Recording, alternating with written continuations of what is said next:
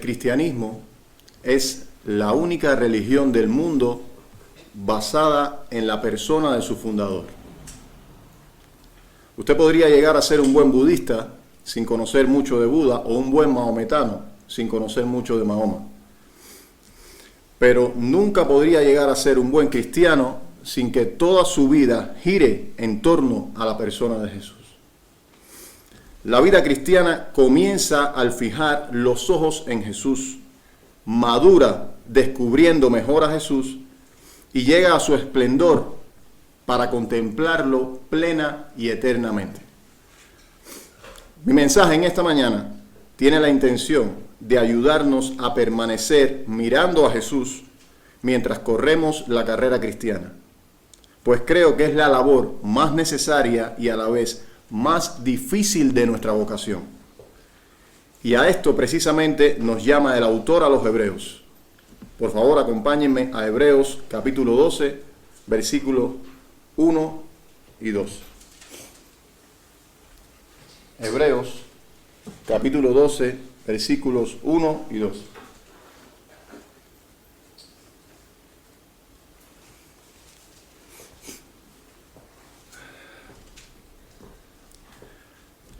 Ahí leemos: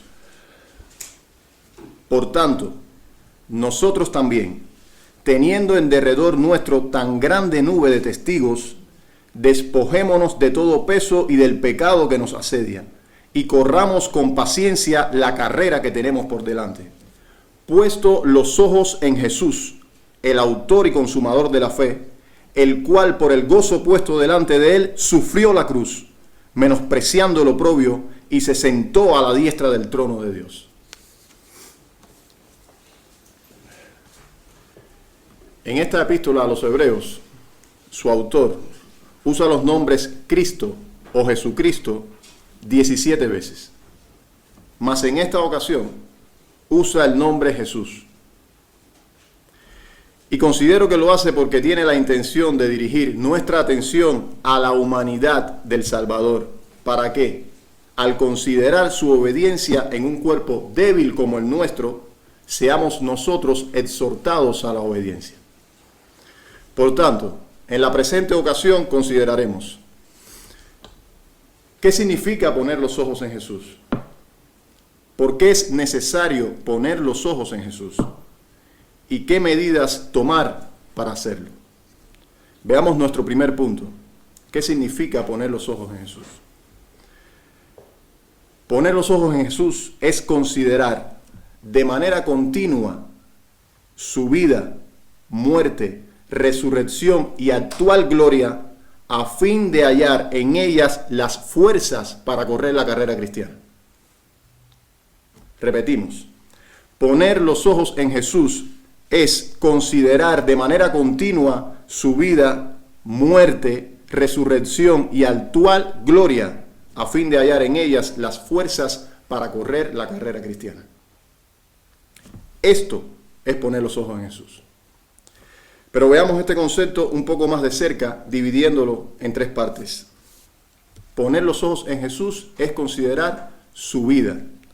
El autor a los Hebreos dice que Él es el autor y consumador de nuestra fe. Esto es considerar los eventos de su vida terrenal con el propósito de imitar su ejemplo en todo aquello que para tal fin ha sido hecho. En su segunda carta, el apóstol Pablo nos dice que Jesús nos ha dejado ejemplo con un propósito, para que sigamos sus pisadas. Por tanto, repasemos brevemente dos de estos ejemplos que el Salvador nos ha dejado. Uno es cómo enfrentar la tentación. Una vez que Jesús fue investido con el Espíritu Santo en el Jordán, Mateo nos dice que el Espíritu mismo lo llevó inmediatamente al desierto de Judea para que fuese tentado por Satanás. En ese pasaje tan conocido se nos dice que después de haber ayunado 40 días y 40 noches, tuvo hambre. Por lo cual podemos ver la fragilidad de su humanidad al igual que la nuestra. Pero también podemos ver cómo aún en tal estado de debilidad resistió y venció el fiero embate del enemigo. Adán cayó en un jardín, pero Cristo venció en un desierto. ¿Cómo lo hizo? Haciendo un uso oportuno de la Escritura en cada tentación, y esto como resultado de haber aplicado previamente su mente humana al estudio de la palabra desde su edad más temprana. Escrito está, respondía una vez tras otra a su tentador. Este singular ejemplo nos enseña varias cosas.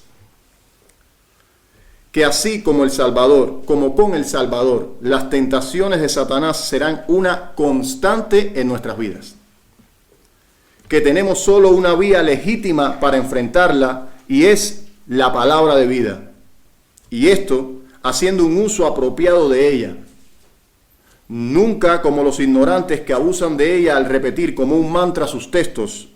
Antes bien, haciendo un esfuerzo consciente, como hizo nuestro Señor desde su juventud, para nutrir nuestras mentes en todo tiempo con la palabra de justicia, a efecto de conocer qué promesas pueden ayudarnos en nuestras tentaciones puntuales. Ya ven que cuando Satanás le tentó diciendo, si eres el Hijo de Dios, di que estas piedras se conviertan en pan. Él no dijo, al Señor tu Dios adorarás y al solo servirás. No. Esto lo dijo más adelante, mas aquí dijo, no solo de pan vivirá el hombre, sino de toda palabra que sale de la boca de Dios. El Señor usó la Escritura dándole el sentido adecuado. No solo conociendo los textos de memoria, sino los principios que están detrás y que no están abiertos a la vista de todos, pero que el Espíritu Santo ciertamente abre a quienes con corazón correcto y ánimo presto se esfuerzan en escudriñarlos. Si procedemos así, entonces podremos conectar más fácilmente los principios bíblicos a nuestra vida diaria y usarlos más sabiamente en cada tentación hasta obtener la victoria, porque lo necesitaremos. También nos ha dejado ejemplo para someternos a las autoridades y fomentar la paz. Es muy notorio ver el sometimiento del Señor a las autoridades, siendo Él la mayor de todas, y habiendo elegido someterse voluntariamente. En cierta ocasión, frente a una gran multitud, los fariseos y los herodianos, es decir, el poder político y religioso de su época, le inquirieron con astuta malicia diciendo, Maestro, sabemos que eres hombre veraz y que no te cuidas de nadie, porque no miras la apariencia de los hombres, sino que con verdad enseñas el camino de Dios. ¿Es lícito dar tributo a César o no? A lo que respondió, dad a César lo que es del César y a Dios lo que es de Dios. No olvidemos que a quien se menciona aquí es a Tiberio César, que como Lucas dice fue el emperador en los días de Jesús.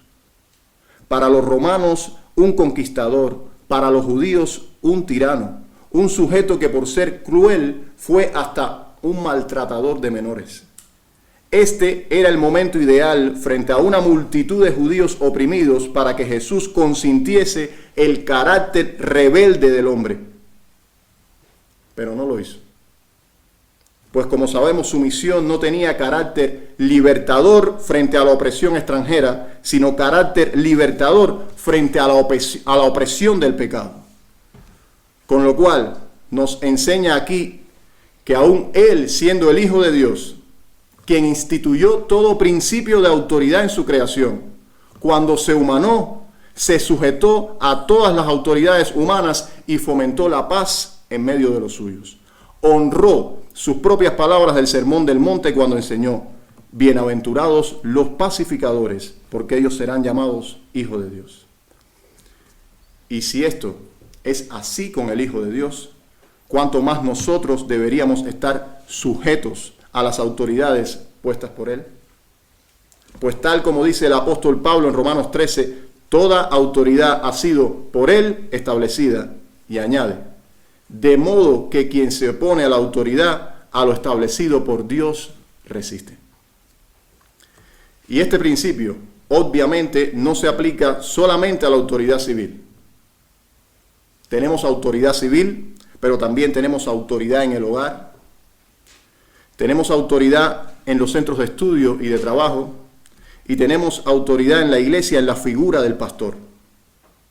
Y cada uno de estos círculos, y en cada uno de estos círculos, es nuestro deber sujetarnos y fomentar la paz los unos con los otros.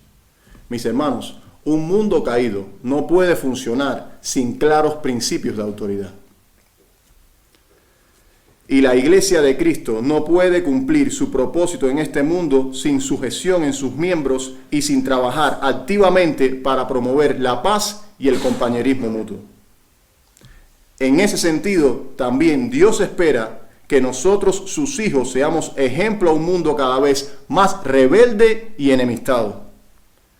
Y el mandato de la Escritura es: al que impuesto, impuesto; al que respeto, respeto; al que honra, honra.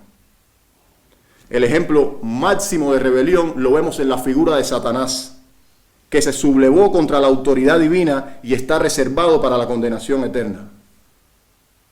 Por tanto, cada cual analice cuáles son las distintas autoridades que Dios ha puesto sobre sí y busque imitar el ejemplo del Hijo de Dios y evitar el ejemplo y la suerte de Satanás.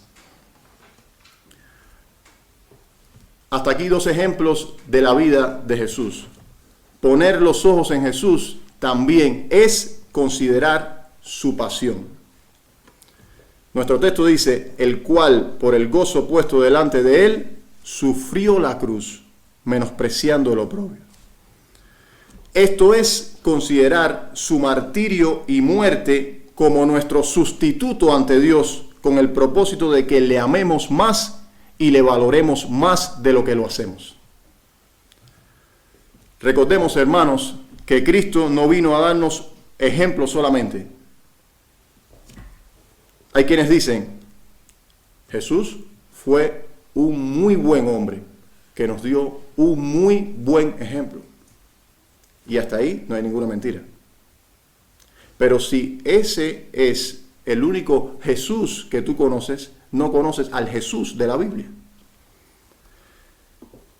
Jesús no solo vino a dejarnos su intachable ejemplo, sino que vino a propiciar la ira de Dios en contra nuestra. No solo vino a enseñarnos el camino de salvación, sino que vino a salvarnos del infierno directamente. La Escritura lo menciona como aquel a quien Dios perfeccionó mediante el sufrimiento. Este sufrimiento se acentuó durante su pasión, período que comenzó en aquel lugar que se conoce como Getsemaní. A este, y no a la cruz, me referiré en este momento. Los evangelios sinópticos registran que, después de la última cena, Jesús y sus discípulos vinieron a este lugar. Este era un huerto de olivos ubicado al pie del Monte de los Olivos, frente a Jerusalén. Según Lucas y Juan, él venía aquí frecuentemente con sus discípulos. Posiblemente era un buen lugar para enseñar y descansar, pero su última visita aquí no sería de descanso ni sosiego.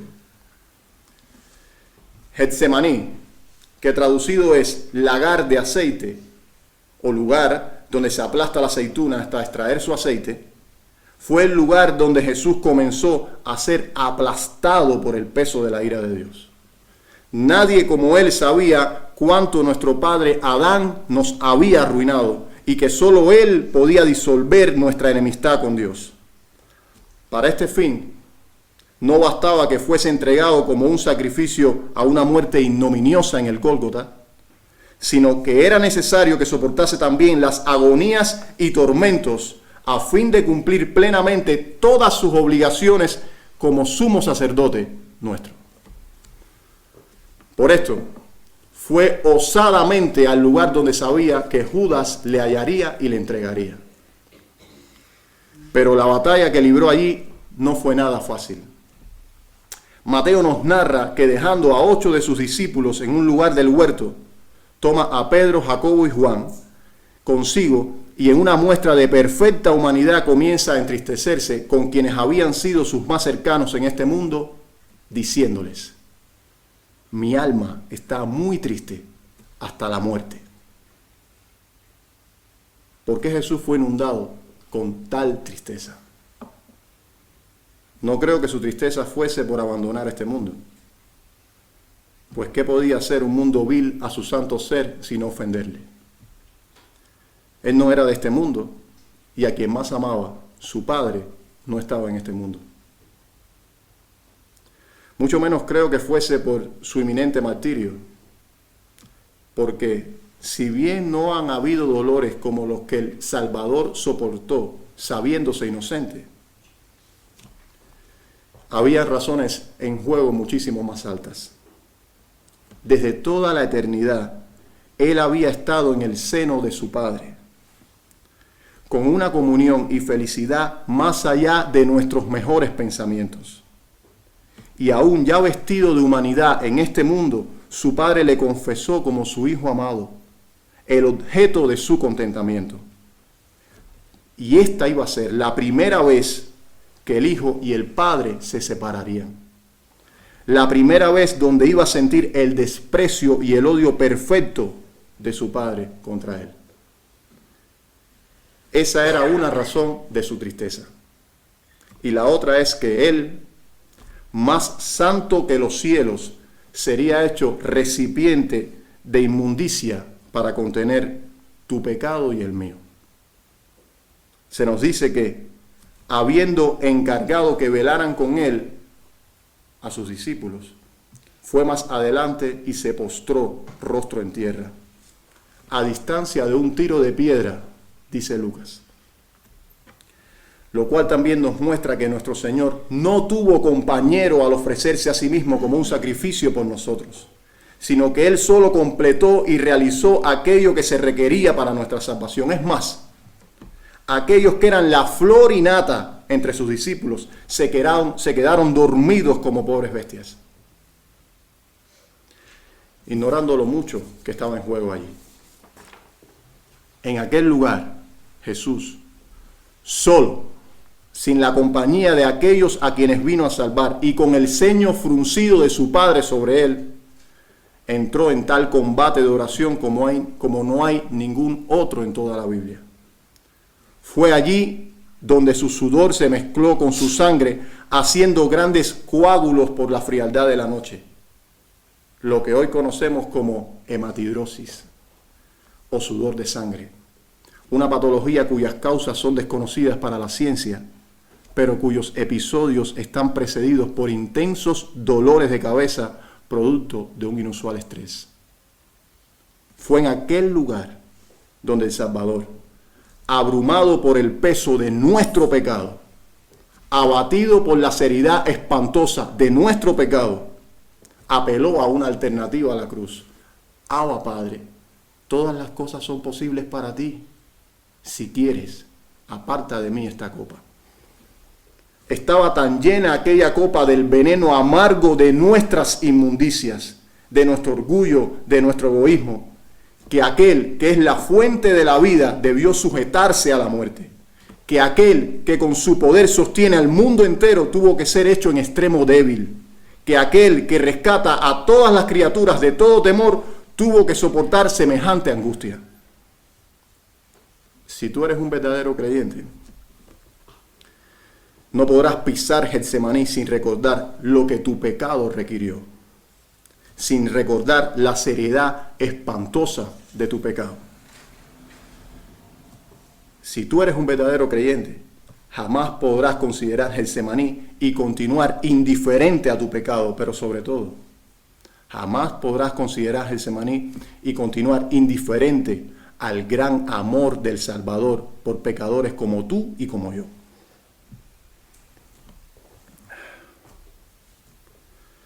Él continuó orando, pero que no se haga mi voluntad, sino la tuya. Esta es la muestra, la mayor muestra de amor y obediencia que ha visto la historia y que verá. Dice Calvino, es una señal de habernos amado a tal extremo que se olvidó de sí mismo, sufriendo de tal modo toda la tormenta que cayó sobre su cabeza para que nosotros pudiésemos ser librados de la ira de Dios. Por tanto, considera a menudo la pasión de tu Señor. pues esta nos hará valorar mejor el alto costo de nuestra salvación y por ende nos hará más cuidadosos y circunspectos para no pecar. También el saber que Jesús se sometió voluntariamente a semejante humillación a fin de que nosotros fuésemos fortalecidos por su virtud, debe hacernos acudir a Él más osadamente, conscientes de que, en cuanto Él mismo padeció, siendo tentado, es poderoso para socorrer a los que son tentados. Poner los ojos en Jesús es también considerar su resurrección y actual estado de gloria. Esto es considerar su victoria ante el sepulcro y su exaltación en los cielos, con el propósito de que cobremos ánimo para continuar corriendo la carrera. Aunque el autor a los Hebreos no menciona explícitamente la resurrección en nuestro texto que hemos leído, su resurrección está implícita aquí, porque al él mencionar la exaltación, obviamente eso incluye la resurrección. Es de vital importancia para poder cumplir este mandato de poner los ojos en Jesús, no solo considerar su ejemplo y su pasión, como ya hemos visto, sino también su triunfo sobre el sepulcro y su exaltación en los cielos. De poco para nosotros hubiese servido su vida perfecta y sus sufrimientos si estos no hubieran dado lugar a una gran victoria. De modo que Pablo dice, si Cristo no resucitó, vana es nuestra fe y aún estáis en vuestros pecados. Pero no es así. No es así. Se nos dice que en la mañana del tercer día algunas mujeres fueron al sepulcro, habiendo comprado y preparado especies aromáticas para ungir su cuerpo y evitar así una descomposición rápida. Y mientras su preocupación era que se toparían con una piedra difícil de mover, se toparon con la piedra ya movida y las palabras de un ángel sentado sobre la piedra que les dijo, no temáis vosotras. Estas son las palabras de Dios para todos aquellos por los que Cristo resucitó. No temáis vosotros. Desde luego que los soldados que palidecieron de miedo ante el sepulcro vacío sí tenían razones suficientes para temer, pues el ángel no estaba hablando con ellos, sino con los creyentes. Aquellos por los que Jesús bebió la copa de la ira hasta la última gota no tienen nada que temer, porque Cristo resucitó por ellos como muestra de que su Padre aceptó complacido el pago, recibió la ofrenda en olor fragante. Y ya no hay deudas con la justicia divina. Pablo dice en Romanos 4:25 que Jesús resucitó con ese preciso propósito para nuestra justificación. Para que Dios pudiese emitir sobre nosotros, pecadores culpables, un veredicto oficial de inocencia. Eso es lo que significa la tumba vacía. Paul Tritt dijo, el sermón predicado por la tumba vacía en las afueras de Jerusalén se titula Nada ni nadie tiene el poder para detener a este Salvador. Aquel que el sepulcro no pudo detener, lo recibió el cielo. Pablo lo dice así. El que descendió es el mismo que también subió por encima de todos los cielos para llenarlo todo. Y aunque nuestro versículo 2 lo expresa de manera más escueta, y se sentó a la diestra del trono de Dios, el Salmo 24 lo narra con detalles, narra su entrada triunfal al cielo. Alzad, oh puertas, vuestras cabezas, y alzaos vosotras, puertas eternas, y entrará el Rey de gloria. ¿Quién es este Rey de gloria? Jehová el fuerte y valiente, Jehová el poderoso en batalla, Jehová de los ejércitos, es Él, el Rey de la gloria. Por tanto, mis hermanos, sabiendo que tenemos tal sumo sacerdote sentado a la diestra de Dios, ¿no deberíamos ser más inoportunos e insistentes para llevar todas nuestras necesidades a Él? Sería pecar de arrogancia y falsa humildad en no querer molestarle, después de todo lo que sabemos que hizo y aún hace a favor nuestro. Por otro lado, Conocer su resurrección y exaltación debe infundirnos aliento para seguir corriendo esta carrera. Porque si Él resucitó, nosotros también resucitaremos y reinaremos con Él. Pablo alienta a los creyentes de Roma con este mismo argumento cuando dice: pues tengo por seguro que las aflicciones del tiempo presente no son comparables con la gloria venidera que en nosotros ha de manifestarse. Todo esto, mis hermanos, significa poner los ojos en Jesús. Pero si a pesar de todo lo antes ya dicho, todavía alguien tiene alguna duda de que es necesario poner los ojos en Jesús, daré un par de razones para ayudar a despejarlas. ¿Por qué es necesario poner los ojos en Jesús? Bueno, primeramente porque corremos el peligro de poner los ojos en el mundo. La mayoría de las personas que han pasado por este mundo han hecho básicamente dos cosas: o han puesto sus ojos en Jesús o han puesto sus ojos en el mundo. No es un hecho difícil de reconocer. Lo difícil es aceptar que siendo nosotros creyentes y sabiendo de nuestro deber de poner los ojos en Jesús y sabiendo qué precio ha costado para que eso sea una realidad, reconozcamos que tenemos los ojos puestos en el mundo. Quizás algunos aleguen lo siguiente: es que nunca el mundo ha tenido tanto para ofrecer. Pero esto es un razonamiento falso. El mundo siempre ha tenido la misma maldad que ofrecer. Ahora tiene mucha más variedad y sutileza para ofrecer la misma maldad, pero no tiene ni una sola maldad nueva. Los creyentes de todas las épocas han tenido que librar una batalla tan dura como la del creyente moderno. Varios siglos antes de Cristo, el piadoso Asaf dijo: en cuanto a mí, casi se deslizaron mis pies, por poco resbalaron mis pasos, porque tuve envidia de los arrogantes, viendo la prosperidad de los impíos. El mundo siempre ha tenido lo suyo para ofrecer. Tuvo vestidos para Giezi, tuvo prestigio para Balán, tuvo riquezas para Judas. Lo que pasa es que cuando estas cosas compiten con nuestra lealtad a Dios, suelen destruir las almas y anular en ellas el poder del Evangelio. Y así como nuestro deber es usar gozosamente todo lo que Dios nos da en este mundo, también lo es hacerlo con la precaución de no poner nuestros ojos en el mundo.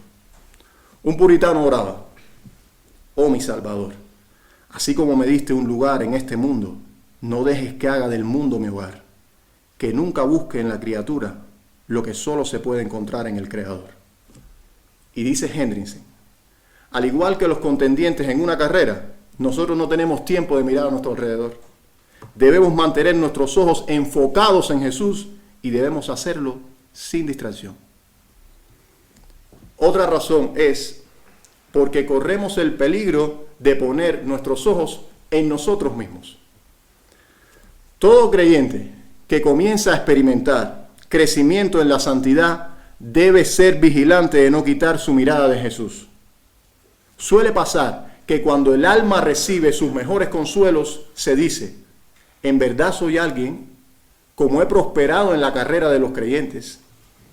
El cristiano deja de mirar a Jesús para mirar su propio rendimiento. Pero cuando más seguro se sintió Pedro, fue entonces que su caída estaba más cerca. Pues como escrito está: antes del quebrantamiento es la soberbia, y antes de la caída la altivez de espíritu. Cada creyente, por santo que sea, debe ser vigilante en este sentido y recordar que hubo uno que cayó desde los cielos. ¿Cuánto más nosotros que caminamos en este mundo? El extremo contrario de quitar los ojos de Jesús para ponerlos sobre uno mismo tiene lugar cuando se tiene una fe débil o probada en extremo. Y esto nos hace presa fácil del desaliento y de la duda. El creyente ve frente a sí la cuesta demasiado inclinada y se pregunta: ¿en verdad llegaré? Poner los ojos en Jesús en estos casos nos hará considerar que si Él, cuyos sufrimientos antes vistos superan sobremanera los nuestros, Si Él pudo, nosotros también, porque Él nos proporciona fuerzas desde el cielo, podemos llegar. Entonces nuestros problemas serán más fáciles de soportar y seremos capaces de continuar corriendo la carrera. Hasta este momento hemos visto qué significa poner los ojos en Jesús, por qué es necesario hacerlo. Ahora veamos qué medidas tomar para poner los ojos en Jesús. Bueno, el texto que hemos leído nos dice las dos medidas a tomar. Una es despojarnos de todo estorbo y pecado que nos asedia. La primera medida es esta. Un capítulo antes, el autor ha mencionado a nuestros hermanos del pasado, en lo que se conoce como la galería de los héroes de la fe. Todos estos creyentes que nos antecedieron corrieron anegadamente sus carreras y se deshicieron de todo aquello que les suponía un problema para alcanzar la meta. El escritor no menciona aquí ningún pecado específico, sino el término pecado en general, y lo hace con la intención de abarcar todos y cada uno de los pecados y ser relevante a todos y cada uno de sus lectores. Cada uno de nosotros debe identificar cuál es el pecado que lo está asediando y actuar en consecuencia. La codicia, la malicia, la lascivia, el lenguaje soez, la ira. La Escritura te manda a despojarte de estos, pues tarde o temprano te hará tropezar e impedirá que llegues a la meta.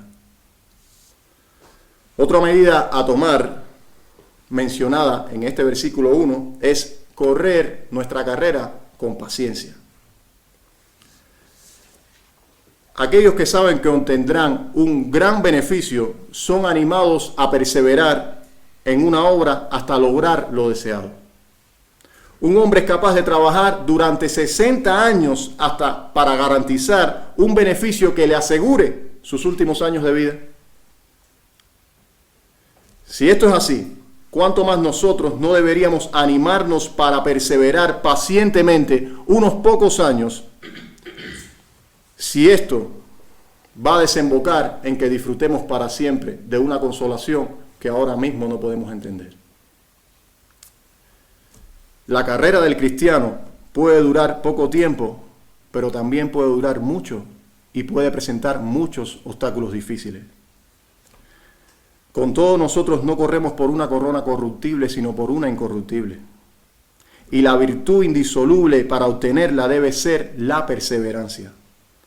Muchos han corrido explosivamente unas millas dejando atrás a sus compañeros para después quedar tendidos en el camino.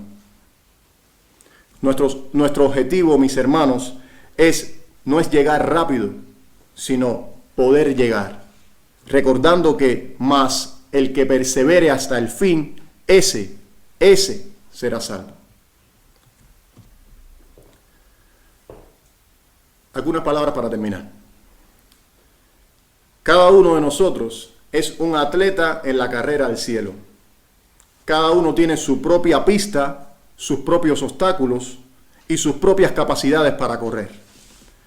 Pero no olvidemos, mis hermanos, que también somos parte de una iglesia y nuestro deber en este sentido no es competir los unos con los otros, sino más bien cooperar los unos con los otros para que todos podamos llegar a la meta. Por otro lado, no debemos olvidar que hay una multitud incontable que nos espera ya en la gloria y que ya ha recorrido este camino y ha tenido que pasar los mismos y aún peores obstáculos que los nuestros y han llegado. Y sobre todo, no olvidemos que Jesús, el capitán de nuestra salvación, siempre está cerca de nosotros y presto a ayudarnos. Él llevó la cruz solo, nosotros llevamos la nuestra mirándole fijamente a Él. Desde su exaltada posición a la diestra de su Padre, Jesús nos capacita para perseverar, para ser fieles a Dios y a su palabra. Terminemos en oración.